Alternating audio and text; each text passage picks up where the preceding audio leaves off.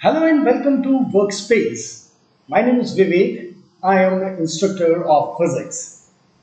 आज मैं आप लोगों के लिए एक बहुत ही इम्पोर्टेंट चीज इंट्रोड्यूस कर रहा हूं और वो है ये बुक जिसका नाम है problems in journal physics bye आई ई इरोडो। ये वो बुक है जिससे कि जे के एडवांस का मेंस का तो छोड़ ही दो, एडवांस का पूरा पेपर बनता है। और जैसा कि तुम सबको पता है कि हमारे यहाँ से हर साल कई सारे स्टूडेंट्स 100 परसेंटाइल लाते हैं। तो उनकी सफलता का जो राज है वो ये है जिसका नाम है इरोडो। प्रॉब्लम्स इसके बहुत स्टैंडर्ड बहुत लेवल हैं। ओलंपियाड में जे एडवांस में ये बहुत काम के साबित होते हैं। चलो शुरू करते हैं। So 1.3 Irido, when the problem is a car starts moving rectilinearly, first with the acceleration w is equals to 5 meter per second squared. Of course, initial velocity is taken to be 0, then uniformly and finally decelerating at the same rate w comes to a stop. The total time of motion equals t is equals to 25 seconds. The average velocity during the time is equals to 72 kilometers per hour. How long does the car moves uniformly? ठीक है, तो car का motion start हुआ। ऐसे problems में मैं आपसे ये चाहूँगा कि आप सवाल को ग्राफ की मदद से सॉल्व करने की कोशिश किया करें। ठीक है ना, वेलोसिटी टाइम कर्व के बारे में डिस्कशन है। ठीक है, तो आपने यहाँ से पहले डिज़ाइन किया और ये देखिए, ये आपने वाई एक्सिस पे वेलोसिटी ली और ये जो एक्स एक्सिस है इस एक्स एक्सिस पर आपने टाइम लिया और यहाँ पे लिया वेलोसिटी। ठीक है, तो शुरुआत में क्या हुआ, तो बोला गया कि 5 metre per second square W, हाँ, उसके एक्सेलरेशन से वो मूव किया। इसका मतलब वेलोसिटी टाइम कर्व का स्लोप एक्सेलरेशन देता है। ठीक है, इसका मतलब स्लोप पॉजिटिव होगा और कांस्टेंट होगा। ठीक है, तो इसको जब आपने चेक किया तो यहाँ से ये लाइन बनी, ये देखिए, ये पॉजिटिव और कांस्टेंट। ठीक है, सो यहाँ से यहाँ तक का टाइम कितना हुआ, so this particular time is taken as t1। ठीक है, इसके बाद क्या हुआ, तो आपने बोला बॉडी यूनिफॉर्म वेलोसिटी से चली, ये देखिए। ठीक है, और यहाँ से ये देखिए, ये ऐसे करके आ गया और इसके बाद बॉडी में उतना ही नेगेटिव एक्सेलरेशन आया और वो यहाँ पर आ गई। So that is there. ठीक है, तो यहाँ से अगर हम 0 लेंगे तो यहाँ से यहाँ तक का टाइम कितना हो गया t1, और ध्यान रखिएगा यहाँ से यहाँ तक का टाइम हुआ t2। हाँ, जल्दी में लोग बाग यहाँ से यहाँ तक का टाइम पकड़ लेते हैं। ठीक है, तो जो इस एक्सिस पे कैलकुलेशन है वो हमेशा ओरिजिन से मेज़र किया जाएगा और टोटल जो वैल्यू दी गई है आपको, हाँ, वो वैल्यू कितना दी गई है, तो आपने बोला ये देखिए 25 and time is seconds. So that is here. ठीक है ना। अच्छा भाई, अब आपको दिया क्या गया है, तो आपने बोला कि साहब हमको यहाँ पर पूरी कैलकुलेशन में दिया गया है जो डेटाबेस गिवन है। ठीक है, कि भाई एवरेज वेलोसिटी हमको दी गई है और ये है 72 किलोमीटर्स पर आवर। ठीक है, एक तो हमको ये डेटाबेस दिया गया है। ठीक है, दूसरा जो एक्सेलरेशन की वैल्यू जिसको मैं अगर w मान लूँ, ठीक है, तो ये दी गई है 5 मीटर पर सेकेंड स्क्वायर। ठीक है, यानी ये एक्सेलरेशन और रिटार्डेशन दोनों की वैल्यू यहाँ पर दी गई है। हाँ, और टोटल टाइम जो दिया गया है वो टाइम दिया गया है 25 सेकेंड्स। फिर से जो हमारी ये इरोडो के प्रॉब्लम्स की सीरीज़ है, हाँ, उसको चेक कर। हाउ टू अप्रोच, सवाल को अप्रोच कैसे किया जाए। तो सवाल में आपको दिया गया है, हाँ, कि the average velocity during that time equals to 72 kilometres per hour. ठीक है, तो सबसे पहले मेरी रिक्वेस्ट है कि जैसे ये आए तो आप इसे मीटर पर सेकेंड, हाँ, तो 5/18 का मल्टीप्लाई करते हैं तो ये मीटर पर सेकेंड में आ जाता है। वो कारण क्या है, तो आपने बोला कि velocity sir metre per second में हमको दी गई है क्योंकि acceleration metre per second square में दिया गया है। तो जब आप इसको सॉल्व करेंगे तो सॉल्व करने के बाद ये आ जाएगा आपका 20 मीटर्स पर सेकेंड। ठीक है ना, ये यहाँ से जाएगा ऐसे करके, यहाँ पे आएगा 4 मल्टीप्लाइड बाई 5 20 मीटर्स पर सेकेंड, तो ये तो एवरेज वेलोसिटी हो गई। ठीक है, अब बोला गया वेलोसिटी टाइम कर्व से एवरेज वेलोसिटी कैसे निकाली जाएगी। ठीक है, तो आपसे पूछा गया कि भाई एवरेज वेलोसिटी का क्या फॉर्मूलेशन होता है। ठीक है, तो आपने बोला कि देखिए सर जो एवरेज वेलोसिटी होती है ये हम पहले भी कर चुके हैं। हाँ, सो ये कितना होता है, सो बोला गया भाई टोटल डिस्प्लेसमेंट जो होता है, ठीक है, ये देखिए, हाँ, डिवाइडेड बाई टोटल टाइम। ठीक है, total displacement divided by total time. ठीक है, ये होती है भाई एवरेज वेलोसिटी। तो आपने कहा हाँ भाई ये तो होती है। अब वेलोसिटी टाइम कर्व से एवरेज वेलोसिटी कैसे निकाली जाएगी, तो आपने बोला सर देखिए टाइम तो हमको दिया गया है 25, तो बोला ठीक बात, टोटल डिस्प्लेसमेंट अगर निकाल लिया जाए तो मज़ा आ जाएगा। अब डिस्प्लेसमेंट निकालने के लिए क्या किया जाए, तो आपने बोला कि साहब एरिया अंडर द कर्व निकाल लें। वेलोसिटी टाइम कर्व का एरिया अंडर द कर्व क्या देता है, सो बोला चेंज इन डिस्प्लेसमेंट। अब यहाँ पर निकालना थोड़ा सा टेक्निकल पॉइंट है। ठीक है, मैंने भी सॉल्व किया है, इनफैक्ट आपसे क्या ही छुपाना, सॉल्व करने में मुझसे भी एक जगह पर गलती हो गई थी, तो कैलकुलेशन मुझे दोबारा करने पड़े। ठीक है, अब देखिए गलती कैसे होती है और हाउ टू अप्रोच। आंसर नहीं निकालने जा रहे हैं, सवाल को अप्रोच कैसे करें वो हमारे लिए महत्वपूर्ण बात है। ठीक है, सो आपने बोला कि पहले इसका एरिया निकाल दिया जाए, ये वाले पोर्शन का एरिया अगर हमसे पूछा जाए।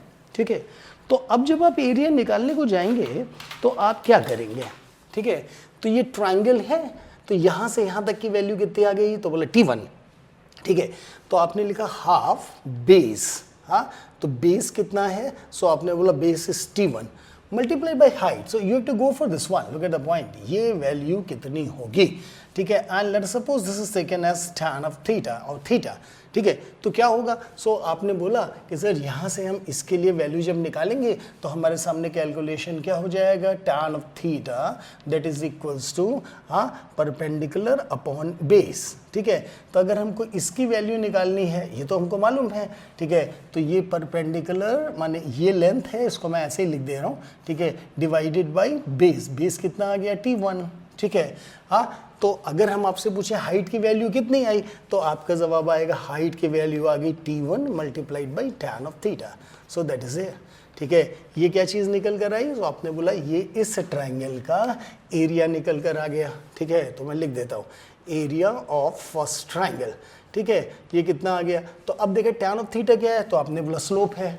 वेलोसिटी टाइम कर्व का स्लोप क्या देता है, तो बोला एक्सेलरेशन, जिसकी वैल्यू कितनी दी गई है W 5 मीटर पर सेकंड स्क्वायर। तो मैं अभी W डाल दे रहा हूँ, 5 बाद में डाल दूंगा।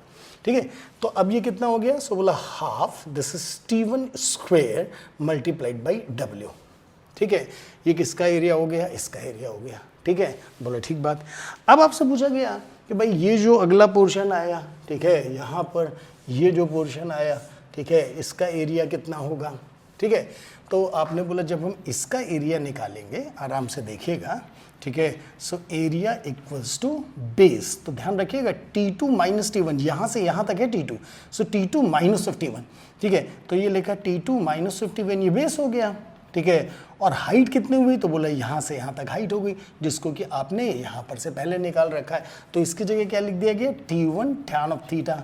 ठीक है, ये देखिए, और जब आप इसको सॉल्व करेंगे तो कितना आ जाएगा, T2 minus of T1 multiplied by T1 tan of theta. हाँ, यानी फिर से यहाँ पर आ जाएगा T1 और tan थीटा की जगह क्या आ जाएगा, W। बोलिए इसमें कोई समस्या परेशान नहीं, तो बोला भाई नो सर। ठीक है, अब आपसे बोला गया कि भाई आगे वाले पोर्शन का निकाला जाए। हाँ, माने इस पोर्शन का एरिया हमको निकालना है। ठीक है, सो आपने कहा सर जब इसका एरिया आप निकालेंगे ना, इसका एरिया निकालेंगे, ठीक है, तो क्या होगा, तो आपने बोला कि half base, so that is half. अब यहाँ पर मुझसे गलती हुई थी, पकड़िएगा, जब आप बेस निकालेंगे ना तो ये इतना होगा, तो ध्यान रखिएगा यहाँ से लेकर यहाँ तक है 25 और यहाँ से यहाँ तक है T2, तो यानी ये वैल्यू आप निकालेंगे तो कितना निकल के आएगा, सो आपने बोला that is 25 minus of T2। हाँ, और हाइट कितनी, तुमने कहा हाइट तो सर वही चल रही है। ठीक है, तो ये सवाल की खास बात, सो बोला T1 tan ऑफ थीटा, इसकी जगह हम W लिख देते हैं और हमारे सामने ये चीज़ आ गई। तो बोलिए ठीक है, ठीक बात। अब क्या किया जाए, तो तुमने कहा सर इन तीनों को आप ऐड कर दोगे, तो जब आप ऐड करोगे तो आपके क्या निकल के आ जाएगा, डिस्प्लेसमेंट। ठीक है, तो ऐड करने के बाद जो कैलकुलेशन शुरू होता है उसको देखना। ठीक है, तो यहाँ पर मैं सबको इसको ऐड करता हूँ। हाँ, तो मैंने लिखा भाई टोटल एरिया अब यहाँ से पकड़ना भाई, यहाँ से गेम शुरू होता है। टोटल एरिया कितना हो गया, ठीक है। तो आपने बोला यहाँ से वैल्यू लेंगे तो कितना हो जाएगा, हाफ, ये हो जाएगा T1 square multiplied by W, ठीक है, प्लस ऑफ ये इसका एरिया निकाला जाएगा T2 माइनस ऑफ T1, ठीक है, multiplied by T1 into omega, ठीक है, या W जो भी, हाँ, प्लस ऑफ इसका एरिया निकाला जाएगा। तो आपने बोला हाफ, ये कितना हो जाएगा 25 माइनस ऑफ T2, हाँ, और ब्रैकेट के अंदर T1 इंटू W, ठीक है। अब ये एरिया जो है टोटल नेट डिस्प्लेसमेंट देगा। तो यहाँ पर बस सोचने वाली बात है, जो हम आपका थॉट प्रोसेस बनाने की कोशिश में हैं, ठीक है, हाँ, उसमें क्या होगा, तो आप ये बोलेंगे कि सर अगर इसको हमने सॉल्व किया तो यहाँ पर वेरिएबल के तौर पर T2, T1 ये सब आना शुरू हो जाएंगे, और फिर से एक इक्वेशन आएगा। इसमें अगर वेरिएबल के तौर पर T1, T2 आने लगेगी तो सॉल्व करने में दिक्कत आएगी। तो बोला हाँ, क्या कोई ऐसा तरीका हो सकता है जिस तरीके में हम T2 और T1 में से कोई रिलेशन निकाल के अपना काम निकाल लें तो फिर आनंद ही आनंद है। आपने कहा हाँ सर, ये हो जाए तो फिर मज़ा आ जाए। बस वो इस सवाल का की फैक्टर है। ध्यान रखिएगा, अगर मैं आपसे पूछूं कि क्या आपको ये दिखाई पड़ रहा है कि ये वाली लेंथ इस वाली लेंथ के बराबर है, तो आपने कहा हाँ सर वो तो यूनिफॉर्म फिगर है, तो जो यहाँ से जिस एक्सेलरेशन से गई ये वाली फिगर मुझे पूरी बराबर दिख रही है। अच्छा, यहाँ से यहाँ तक की वैल्यू कितनी है, सो आपने कहा ये वैल्यू है T1, और यहाँ से यहाँ तक की वैल्यू कितनी है, तो बोला 25 ये है, T2 ये है, तो ये बची कितनी हो गई 25 माइनस T2। बस this is the key factor जिसने इस सवाल में इसको पकड़ लिया, ठीक है, उसका सवाल गलत नहीं होगा कभी। 25 minus of T2 that will give you T1 and this is the key factor of the problem, ठीक है ना। अब जब ये चीज़ आई तुम्हारे सामने, ठीक है, तो यहाँ से आप T2 की वैल्यू निकाल सकेंगे। तो T2 की वैल्यू निकालेंगे तो कितना आ जाएगा 25 माइनस ऑफ T1, ठीक है, ये देखिए, ठीक, this is the value of T2, ठीक है। अब आप इस वैल्यू को जो T2 की जगह जहाँ जहाँ आपको दिखे, ठीक है, आप ये वैल्यू उसके अंदर डाल दीजिए, ठीक है, और आपको कोशिश करनी है कि आपको T1 के टर्म्स में सारी कैलकुलेशन को रिजल्ट निकालना है। तो जैसे भी आपको सहूलियत पड़े, तो आपने कहा ठीक है सब हम यहाँ से करते हैं, तो यहाँ पे तो परिवर्तन करने की कोई ज़रूरत है नहीं, half T1 square multiplied by W, ये ऐसे आ गया। अब यहाँ पे देखिए T2 की जगह हम क्या डालेंगे, सो आपने बोला 25 माइनस ऑफ T1, ठीक है, और ये वाला T1 बचा ही हुआ है तो माइनस ऑफ T1 और, ठीक है, और ये कितना हो जाएगा, सो बोला T1 multiplied by W plus of half, ठीक है। 25 माइनस ऑफ T2, इसकी जगह क्या डाल देंगे 25 माइनस T2, आपने बोला इसकी जगह डाल दो T1, ठीक है, यहाँ पे क्या बचा T1 और ये कितना हो गया W, ठीक है। अब क्या हुआ, तो आपने बोला सर अब तो कुछ ठीक दिख रहा है, हाफ ये हो गया T1 square multiplied by W plus of ये कितना हो गया 25 माइनस ऑफ 2T1, ये ऐसे करके आ गया, और यहाँ पे क्या हो गया, सो बोला T1 multiplied by W plus of half T1 square into W। अरे भाई तुमने कहा वाह भाई वाह सर, ये थोड़ा बढ़िया लग रहा है, अगर हम W कॉमन ले लें, ठीक है, तो हमको ये क्वाड्रेटिक इक्वेशन बनता दिखाई पड़ रहा है, ठीक है। तो आपने यहाँ से W को कॉमन लिया, तो ये देखो W कॉमन हो गया, यहाँ पे कितना आ गया, सो बोला हाफ T1 स्क्वेयर इधर से आ गया, ठीक है, प्लस ऑफ ये कितना हो गया, सो आपने कहा मल्टीप्लाई कर दें अंदर, W तो कॉमन चला गया, 25 T1 minus of 2T1 square, ठीक है, plus of that is half T1 square. So this is the idea behind the game, ठीक है। अब जब ये चीज़ आई तो फिर क्या हुआ, तो आपने बोला कि सर यहाँ पर से इनको ऐड कर दिया जाए तो ये कितना बन जाएगा T1 स्क्वेयर, मतलब क्वाड्रेटिक इक्वेशन आ जाएगा, और मैंने सॉल्व कर रखा है। तो इस क्वाड्रेटिक इक्वेशन को जब हम चेक करेंगे तो हमारे सामने ये इक्वेशन आ जाएगा T1 square plus of 25 T1, ठीक है, minus of 2T square 2T1 square, ठीक है, multiplied by, so this particular thing is area is, तो दैट इज W, ठीक है ना। हाँ, अब एरिया का अगर हम टाइम से डिवाइड कर देंगे, हाँ, यानी ये वाली चीज़ ना टोटल डिस्प्लेसमेंट, तो ये निकल के आ गया, और टोटल टाइम कितना दिया है 25, तो आपने कहा कि सर ये काम करिए, इसकी जगह आप लिखिए 25, ठीक है, और ये W की जगह लिख दीजिए 5, ठीक है। तो ये जो चीज़ है that is given in the question and that is given in terms of that thing 20 metre per second square, ठीक है। तो आप इसको किसके बराबर लिखेंगे, 20 मीटर पर सेकेंड, माफी चाहूँगा, naught square, 20 metre per second. तो ये क्या हो गया, सो आपने बोला टोटल, कमान, टोटल डिस्प्लेसमेंट, ये क्या हो गया, total time that is equal to average velocity that is given in the question, ठीक है। तो अभी क्या होगा, तो अब आप इसका क्वाड्रेटिक इक्वेशन बनाएंगे, ठीक है। तो क्वाड्रेटिक इक्वेशन बनाने फिर आसान हो जाएगा, मैंने पूरा सॉल्व किया है, आप भी कर लेना अपने आप से, ये इधर मल्टीप्लाई हो जाएगा, ठीक है। और जो तुम्हारे सामने इक्वेशन निकल कर आएगा वो ऐसे करके आ जाएगा कुछ, हाँ, सॉल्व किया मैंने, 25t1 minus t1 square that is equals to 100, ठीक है। इसको सॉल्व करेंगे तो तुम्हारे सामने आ जाएगा that is t1 square minus of 25t1 plus of 100 that is equals to 0, ठीक है। इसके बाद कुछ बचेगा नहीं सवाल में, ठीक है।